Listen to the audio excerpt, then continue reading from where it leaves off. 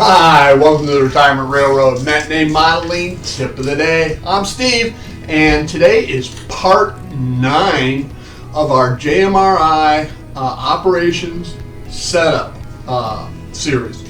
And I'm happy to report, with the help of John Linton, one of my YouTube subscribers, and who's become my train buddy, we have gone through the entire schedule.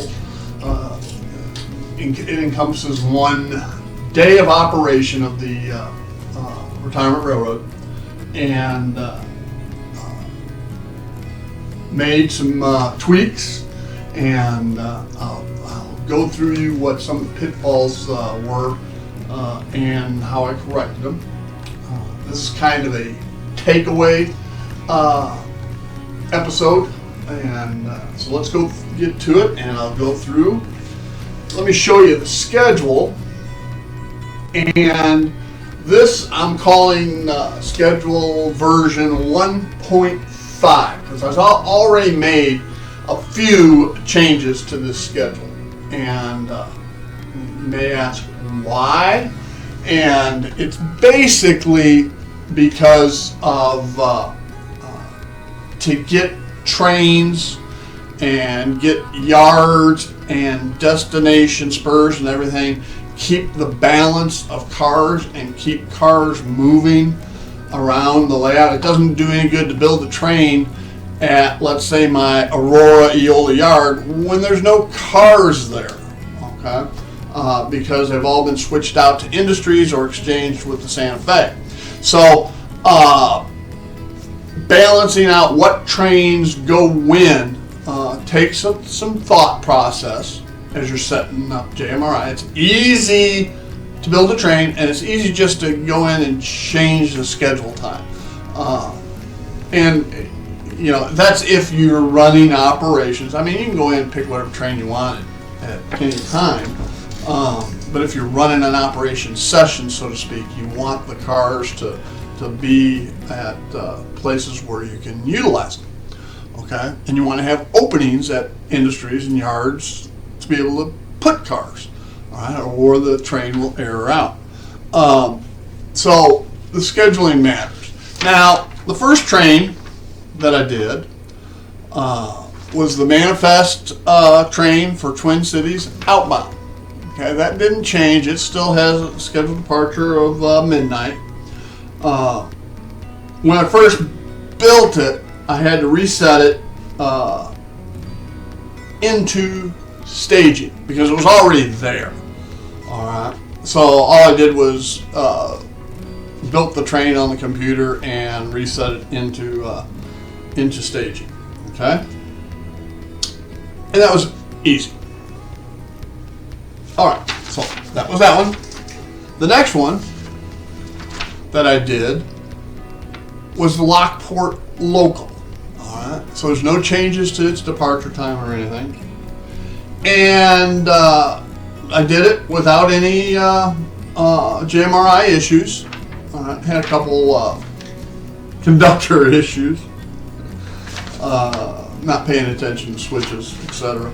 Now, one thing I will note. When I set up the routes, and I'll show you that here in a minute.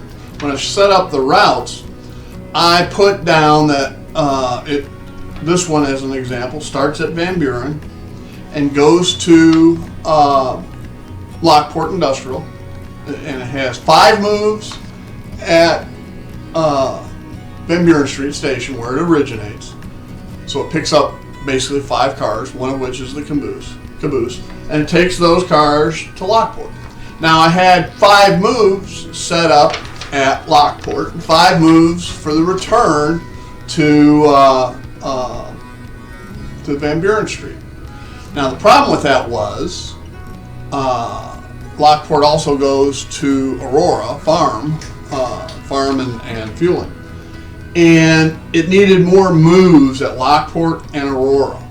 Okay, if you want to leave Van Buren with 5 and come back with 5, you need at least 10 or more at Lockport Industrial and or the Aurora.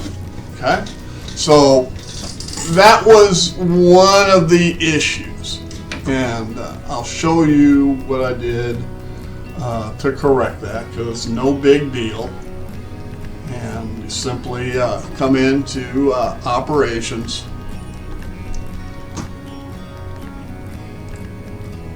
Okay, go to routes, and in this case here was Lockport. Edit that, and over here this is what I had to change, because all of these were set up as 5.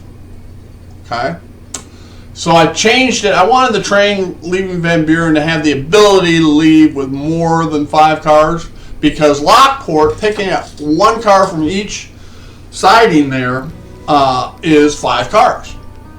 Okay, so that wouldn't leave any room on that train for anything for Aurora, which is the farm and the fueling station. So I upped it from 5 to 8.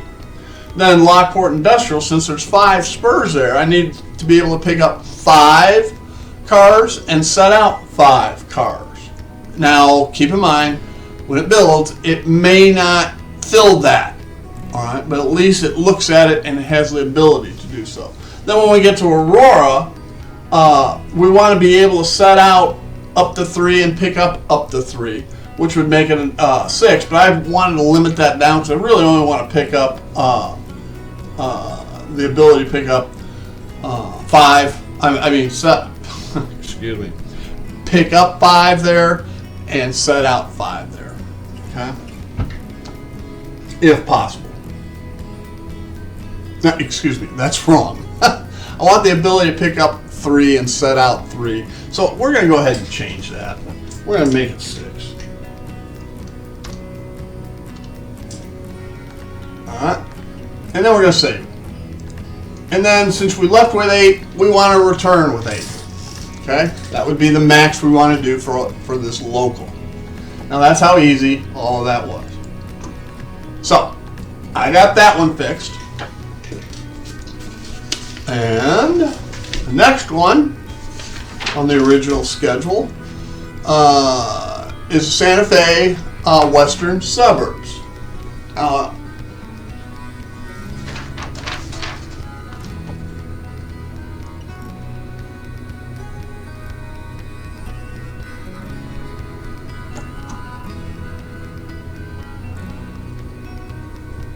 And we need to go back to the schedule now. This is routes. So we want to go back to the schedule. Here we go. And it hasn't changed either. So Santa Fe Western Suburbs was a lot like Lockport Industrial. Okay, I had to make those same types of changes to the outbound from Van Buren Street, changes to each one of the locals, the spurs, what the thing is. So where's it? Where are we at here? Western Suburbs. Here we go. So here I pick up 6. All right.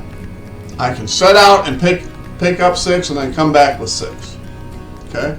Originally I just had it set for 6. Okay. Here. So it limited what that would do. And just so you know, Western Suburbs includes Pepper Farm Bakery.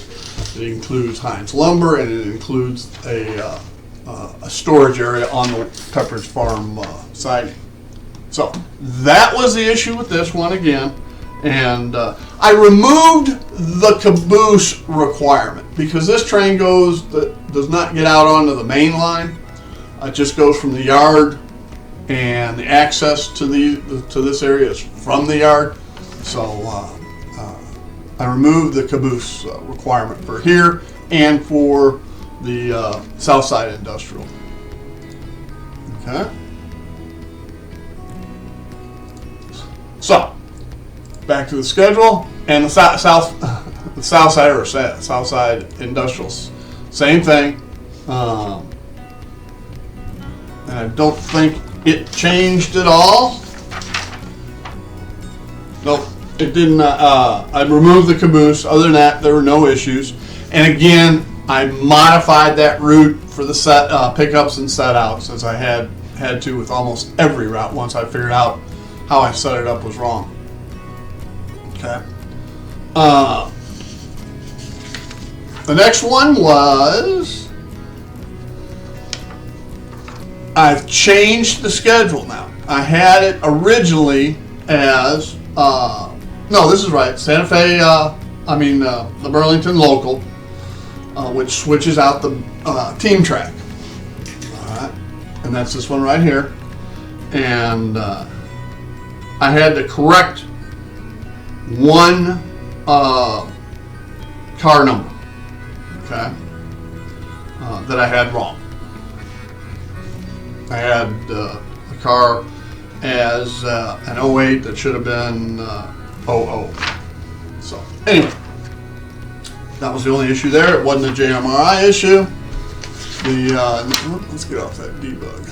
The next one was the Western coal drag. Now the Western coal drag was already out in the Western staging, CB&Q Western staging, and so I brought it. It came in, and here was the deal. I did have a failed build on this because the route was wrong. Okay, and it had the number of moves set wrong. It had 50 and 5. I think it had 50 at no, it had 5 at the staging, and 50 at the yard, or vice versa. So I had to change the number of moves to get that corrected.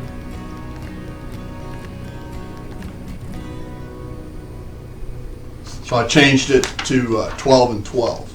So that was the issue with that. Now, one thing I did find out, talking about the coal drag, I'm sure there's a place in JMRI where you can set up a unit train where when you get it to its destination, into a destination yard, it doesn't break it up.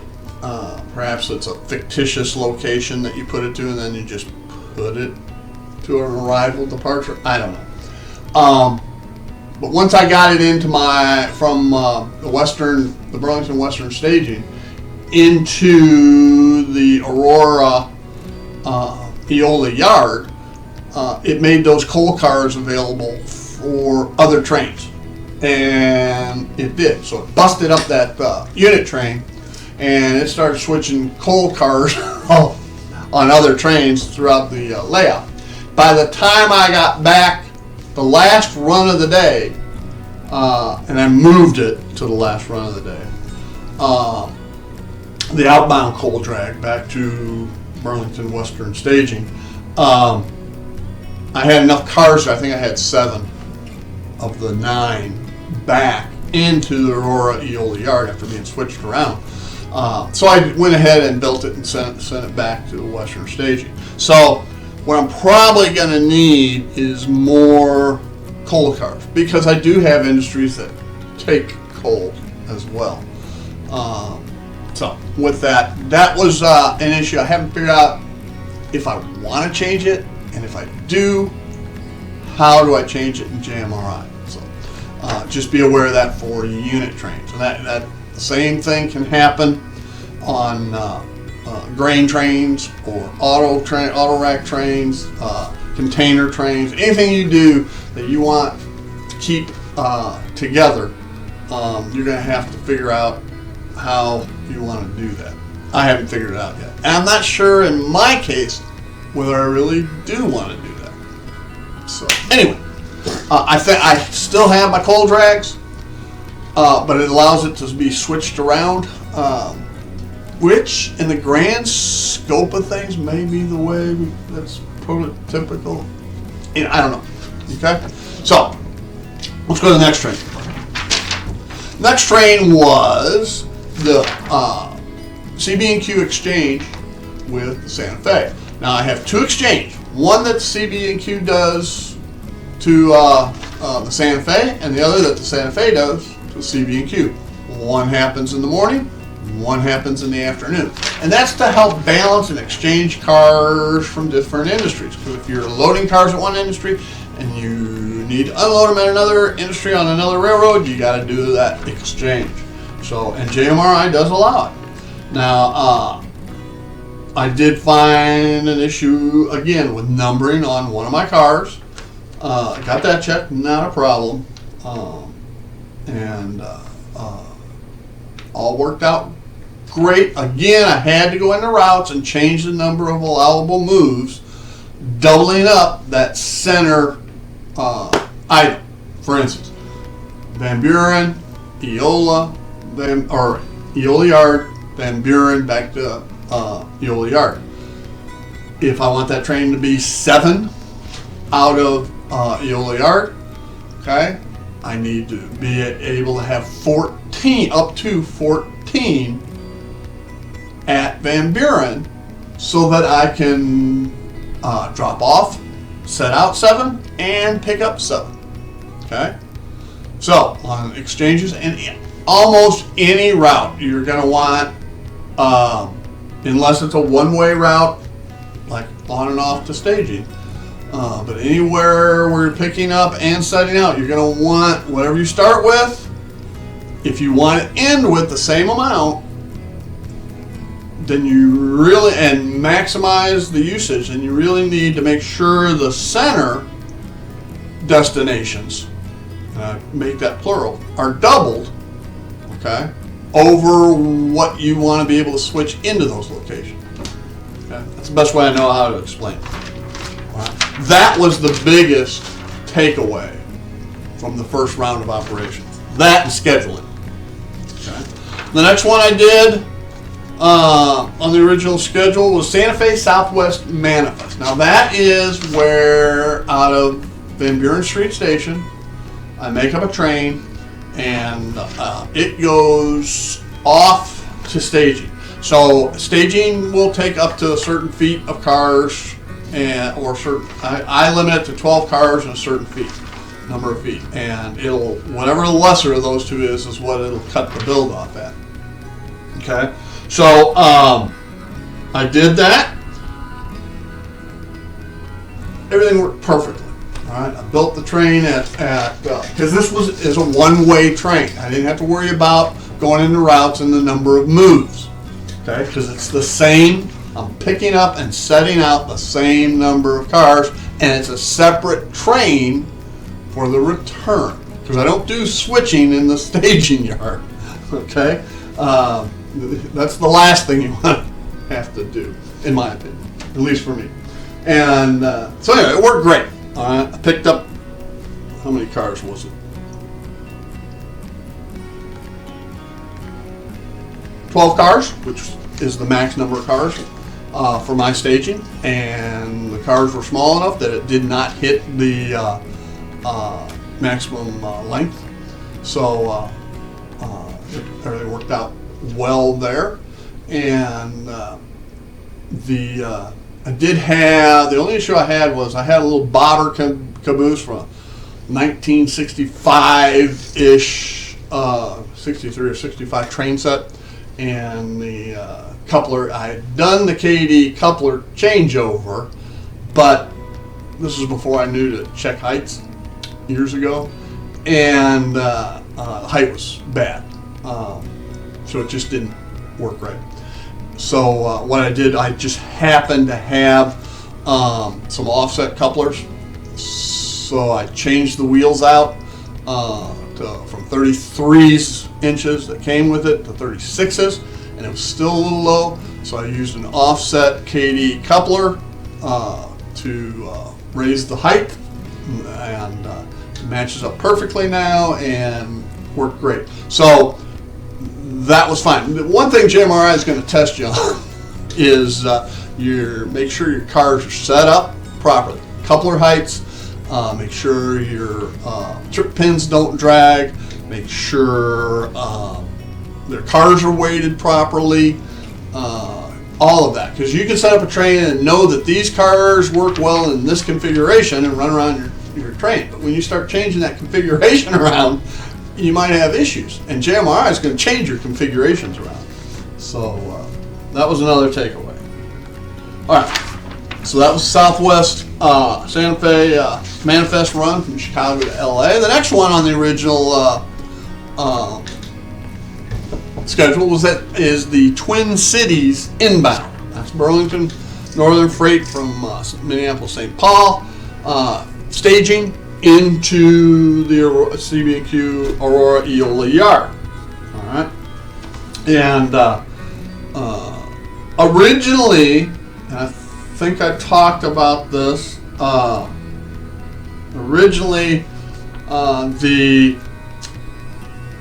tank car was right behind the engine, and in a previous episode, I talked about going into the car, and, checking the box where it says hazardous, and it fixes it so it doesn't put it right behind the engine, and that works. But the original build was wrong.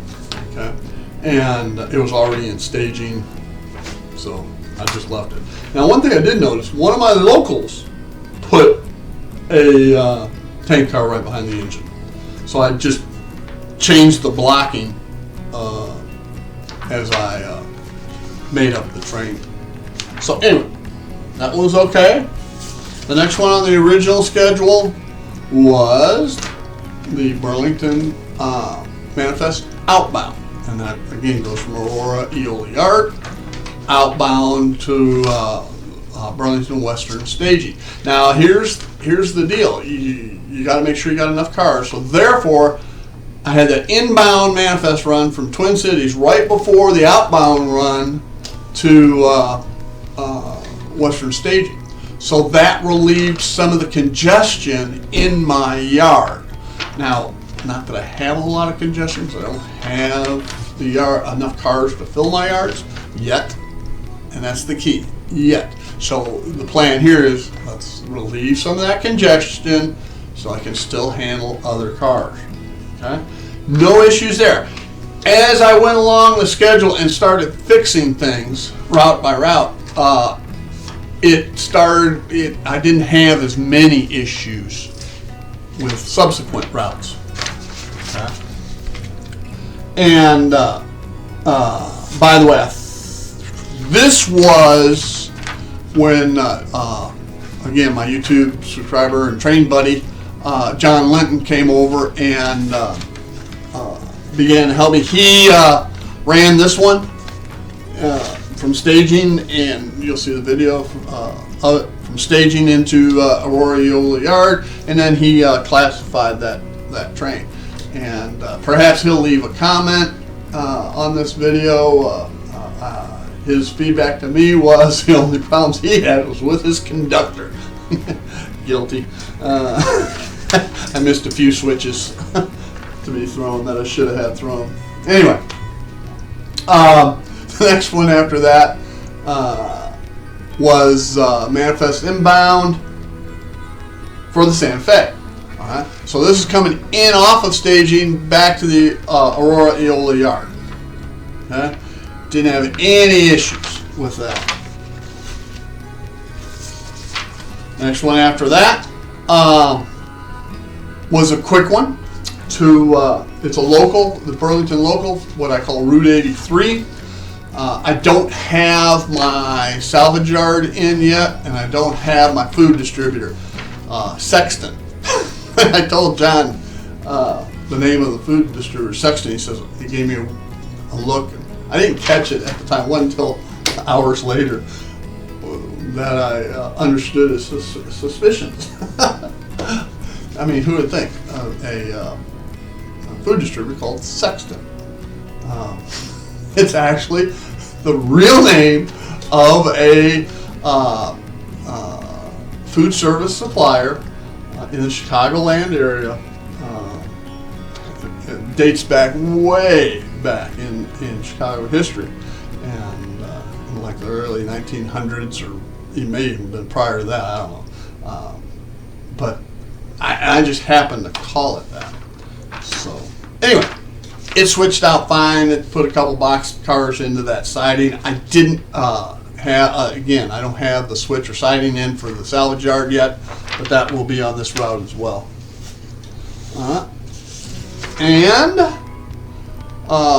the next one is CB&Q Western inbound. And so off of staging, I bring back that staged train into the Aurora Eola yard, and no issues. Now, one thing I will note, you have the ability to set up not only the hourly schedule for a day, you have the ability to set up a weekly schedule. So not every train occurs every day. And that can help put things in a totally different perspective as well. And after that one, we did the Santa Fe evening exchange. Now, earlier we talked about the exchange from the Burlington to the Santa Fe and back to the Burlington. All right, that's a morning exchange. Now that some of these manifests have gone through and locals, now I want to do another exchange. Okay, so Santa Fe does this exchange over to the Burlington. So it picks up at my Van Buren Street and takes cars over to Aurora Eola, drops those off, picks up cars, brings them back to Santa Fe. And again, I had to double up those number of moves for the center location, okay, to make that train, to maximize the abilities of that train. Now, if I don't have cars at one or the other, okay, so be it. After that one, we get into the Santa Fe Okay, I did the Santa Fe evening exchange. I printed it twice because I changed the timing on it. Originally, let me look at this, because I got twice. Okay. Original print was before I changed the number of moves allowed, and I didn't like what was happening with it because it only brought back 2 cars. Okay, so I upped the number of moves at the center location, and what was originally 7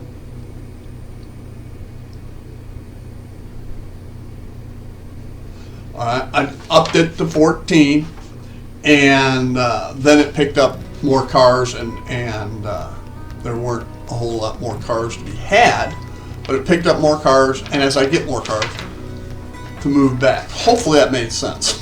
And then I reprinted it. Okay. And then I also rescheduled it to 2200, 10 p.m. Okay. And finally, I moved my Western cold drag, I think I talked about this earlier, from where I had it earlier in the day at 6 p.m., 1800. I moved it to 2300. That allowed for all of the other trains to cycle through and get those coal cars back into Aurora Eola, so that they were available for this coal drag back out to staging. Okay? And it worked fairly well. I just needed a few more coal cars. All right.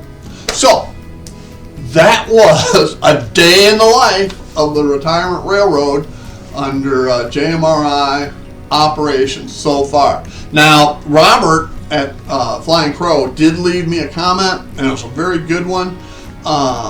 You can go in, if you don't see things happening the way you want under normal JMRI operations, there's a function called randomizer or random, and it'll change how JMRI looks at your cars to help balance it out more. And I don't know enough at this point to know whether I need it or not. Okay, So I want to go through and you know, play with the way JMRI operations works right now. We'll get a few more cars, you know, get a little more experience. I must say that yesterday when John Linton was over and we ran a session, I had a blast. I think he did too. It just adds a totally new dimension to the layout. You know, we used to play with trains and make up, you know, play with trains. This is running a railroad. This is running a model railroad. It makes sense on what's going on, what's going where, and just a great new dimension. So I am thrilled I took that step or leap off. I told Robert, the Flying Crow, that I always wanted to do this, but watching his sessions on JMRI operations really is what inspired me and pushed me forward to actually tackle it. So anyway, and it's not that hard. It's just a logical. If you're a logical thinker, okay, it's or intuitive thinker. It's not that hard. All right, and so anyway, I do have a video of John my operating session, and I hope you enjoy that. And with that, I'll once again say. I want to thank you for joining me here at the Retirement Railroad. Matinee Modeling Tip of the Day. I'm Steve. You all have a great day and enjoy the video. Bye now.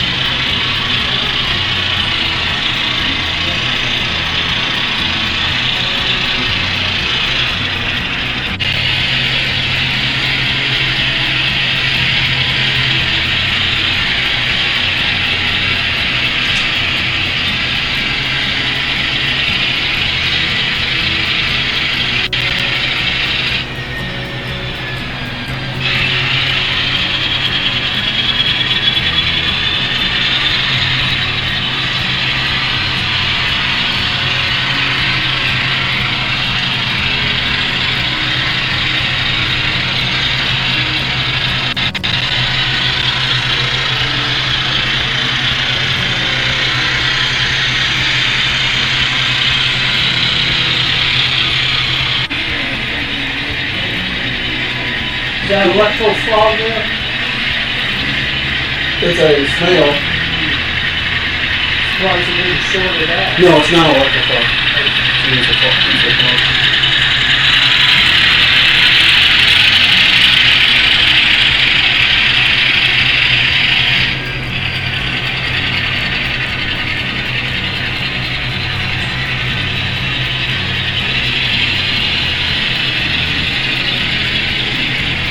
Stop there.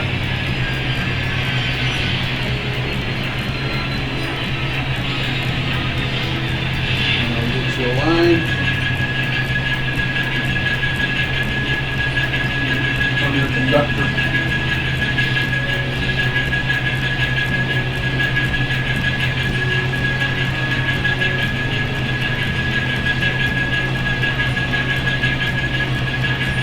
Okay. Back her on up.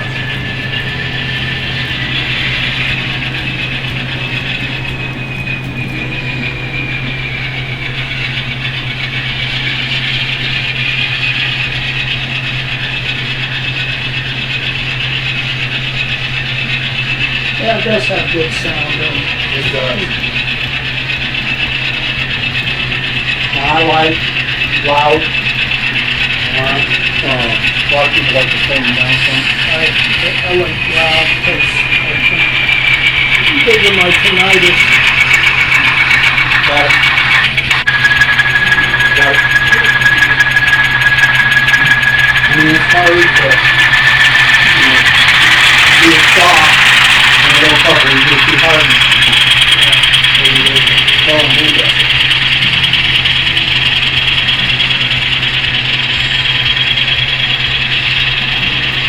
Now what you're going to do is you're going to go all the way in, come back down the center track. Alright? And you're going to go this way. Around. So you come down this track, going in that direction. Then you'll look at the switch list and start classifying.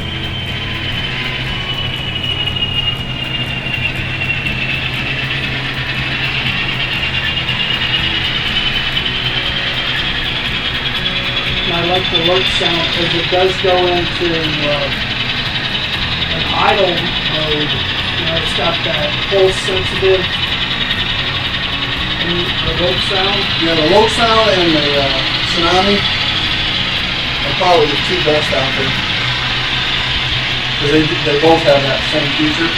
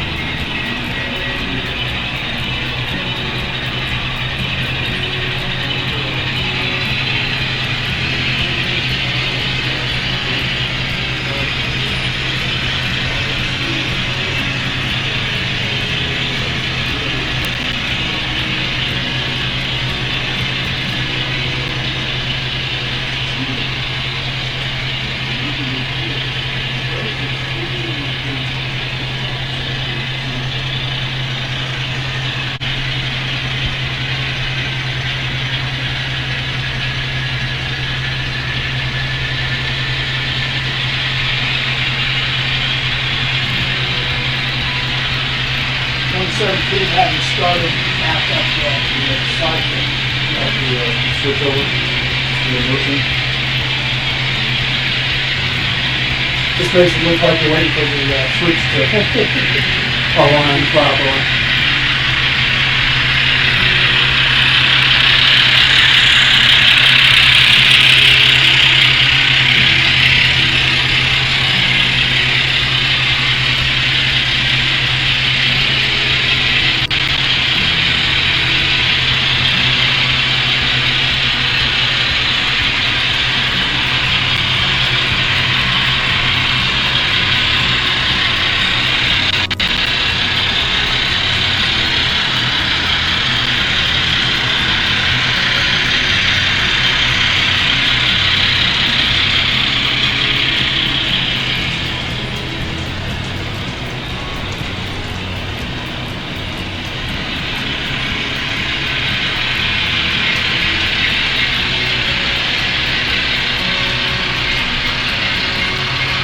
over your friends to get in the yard.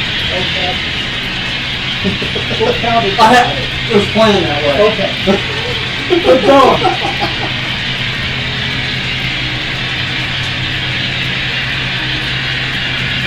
You're going to want to stop right out here.